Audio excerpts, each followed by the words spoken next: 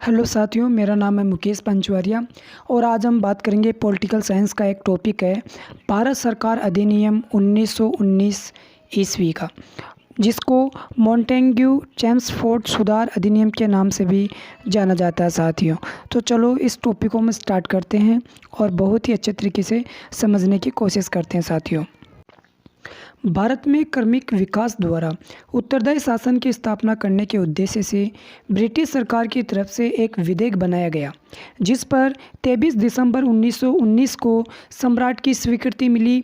इसी अधिनियम को भारत सरकार अधिनियम 1919 के नाम से जाना जाता है। इस समय भारत में Montagu secretary of state Bharat के सचिव व लॉर्ड चेम्सफोर्ड वाइसराय थे। अतः इस अधिनियम को मॉन्टेग्यू चेम्सफोर्ड सुधार अधिनियम भी कहते हैं। ध्यान रहे साथियों, भारत शासन अधिनियम 1919 की पृष्ठभूमि के रूप में होम रूल आंदोलन की महत्वपूर्ण भूमिका थी। भारत सरकार अधिनियम 1919 की प्रमुख विशेषताएं साथियों, इस अधिनियम द्वारा प्रांतों में तो आंशिक रूप से उत्तरदायी परंतु केंद्र में निरंकुश व अनुत्तरदायी शासन ही बना रहा। भारतीय उच्च न्यायालयों में 10 वर्ष तक वकालत कर चुके व्यक्तियों को बनाए जाने योग्य माना गया। इस अधिनियम द्वारा केंद्रीय कार्यकारिणी परिषद में भारतीयों की सदस्य संख्या 1 से बढ़ाकर 3 कर दी गई। इस अधिनियम से पहले भारत में एक सदनात्मक विधानमंडल था, परंतु अब द्विसदनात्मक विधानमंडल बनाया गया। प्रांतों में द्वैत शासन प्रणाली। द्वैत शासन को अंग्रेजी में डायरकी कहते हैं, जो 2 ग्रीक शब्दों डाई और आर्की से बना है। डाई का मतलब है दोहरे व आर्की का मतलब है शासन। तो साथियों, इसका दोनों शब्दों से मिलकर जो शब्द बनता है उसका मतलब है दोहरा शासन। द्वैत शासन का जनक लियोनिल कार्टिक को माना जाता है। प्रांतों में द्वैत शासन प्रणाली 1 अप्रैल 1919 से आरंभ की गई तथा भारतीय शासन अधिनियम 1935 के तहत 1 अप्रैल 1937 को द्वैत शासन प्रणाली का अंत कर दिया गया। साथियों, प्रांतीय कार्यकारिणी परिषद में आधे सदस्य भारतीय, 3 प्रांतों में कार्यकारिणी सदस्यों की संख्या 4 तथा शेष 6 प्रांतों में उनकी संख्या 2 निश्चित की गई, जिनमें से आधे सदस्य भारतीय होंगे। शक्तियों का विभाजन। केंद्रीय और प्रांतीय सरकारों के बीच शक्तियों का विभाजन किया गया, जिनमें राष्ट्रीय महत्व के 47 विषय केंद्र के अधीन और जिस पर कानून बनाने की शक्ति गवर्नर जनरल को दी गई।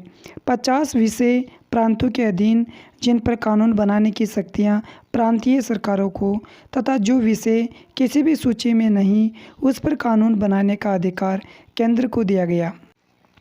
ध्यान रहे साथियों, भारत में संघात्मक शासन व्यवस्था के निर्माण की दिशा में भारत सरकार का 1919 अधिनियम पहला प्रयास था।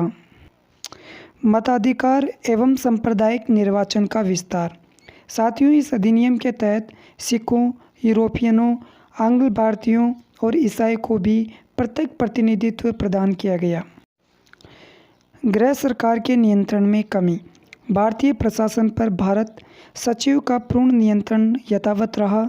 गवर्नर जनरल व प्रांतों के गवर्नर सभी मामलों की जानकारी भारत के सचिव को देंगे तथा उसके आदेशों तथा निर्देशों का पालन करेंगे।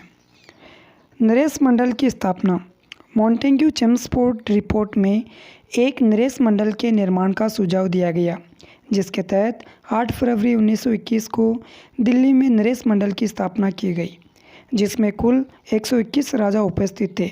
नरेश मंडल का मुख्यालय दिल्ली रखा गया तथा इसका अध्यक्ष वाइसराय को बनाया गया। इस अधिनियम में सिविल सेवकों की भर्ती के लिए एक केंद्रीय लोक सेवा आयोग के गठन का प्रावधान था, जिसका गठन 1926 में किया गया, जिसका प्रथम अध्यक्ष सर रोस बारकर थे।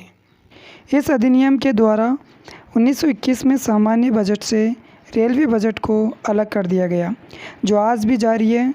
और वो किस समिति के द्वारा किया गया था, तो उस समिति का नाम था एकवर्थ समिति।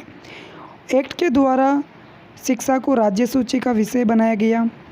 इस अधिनियम द्वारा प्रत्यक्ष निर्वाचन प्रणाली लागू की गई और जनता का मताधिकार 3% से बढ़ाकर 10% कर दिया गया। ध्यान रहे, एक्ट 1919 के तहत गठित वह आयोग जिसके द्वारा संघ लोक सेवा आयोग का गठन 1926 में किया गया। कौन सा आयोग था? ली आयोग था। तो साथियों, यह था 1919 का जो भारतीय अधिनियम था उसके बारे में। तो आपको ये वीडियो कैसा लगा? अगर अच्छा लगा हो तो प्लीज़ लाइक कर दीजिए और चैनल को सब्सक्राइब कर दीजिए। धन्यवाद।